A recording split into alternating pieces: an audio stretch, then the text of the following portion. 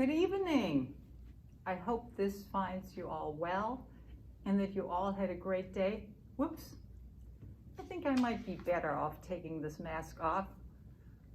But remember, wear your mask. Be safe. But it's easier for me to read the inspirational story that I have for you tonight without a mask. And I'm safe just by myself.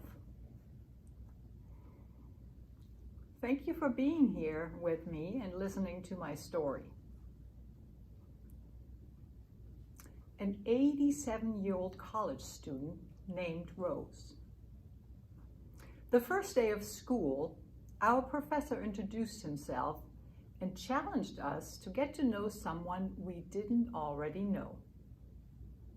I stood up to look around when a gentle hand touched my shoulder. I turned around to find a wrinkled little old lady beaming up at me with a smile that lit up her entire being. She said, "Hi, handsome. My name is Rose. I'm 87 years old. Can I give you a hug?" I laughed and enthusiastically responded, "Of course you may." And she gave me a giant squeeze. "Why are you in college at such a young, innocent age?" I asked. She jokingly replied, "I'm here to meet a rich husband, get married, and have a couple of kids." "No, seriously," I asked. I was curious what may have motivated her to be taking on this challenge at her age. "I always dreamt of having a college education, and now I'm getting one," she told me.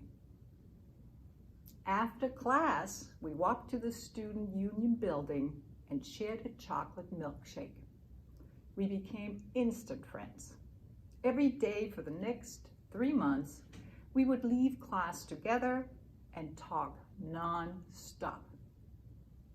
I was always mesmerized listening to this time machine as she shared her wisdom and experience with me. Over the course of the year, Rose became a campus icon, and she easily made friends wherever she went. She loved to dress up, and she reveled in the attention bestowed on her from the other students. She was living it up. At the end of the semester, we invited Rose to speak at our football banquet. I'll never forget what she taught us. She was introduced and stepped up to the podium.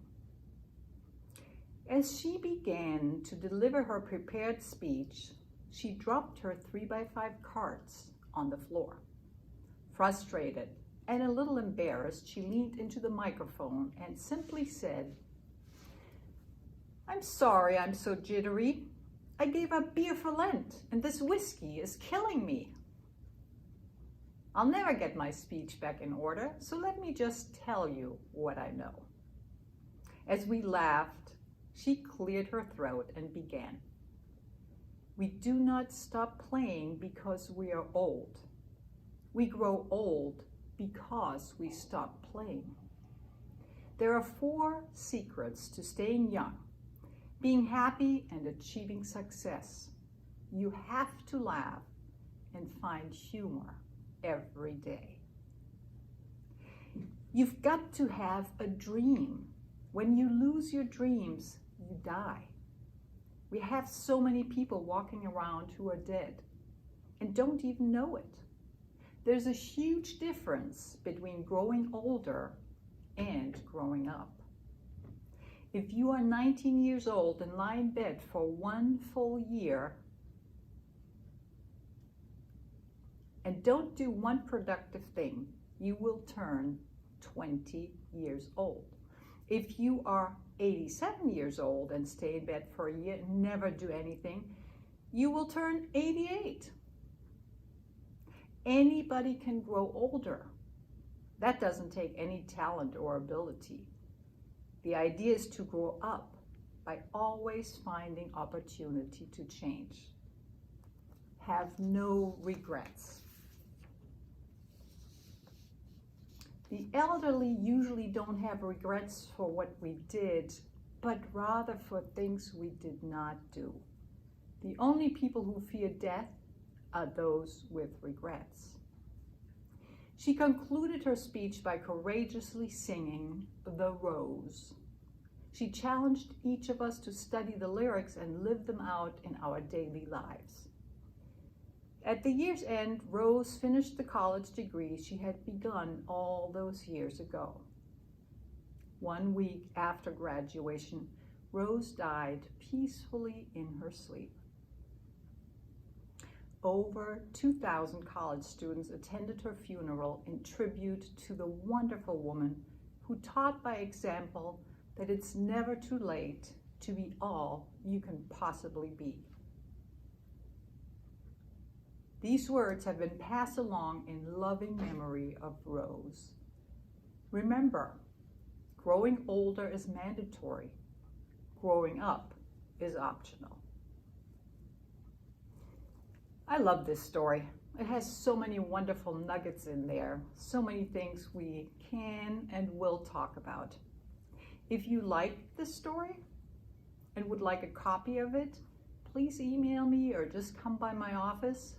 And you know I'm in the foundation office right now, or Ashley's office if I'm not there, and we will have a copy for you. Ashley and I also talked about how we can involve you in these inspirational stories. So if you have a story that is meaningful to you, please email it to us or come by and share it with us. We would love to read your stories as well. And also, if you want to read your story or poem, we would love to have your poems. Let us know. And you can be taped as well. This is fun. It really is.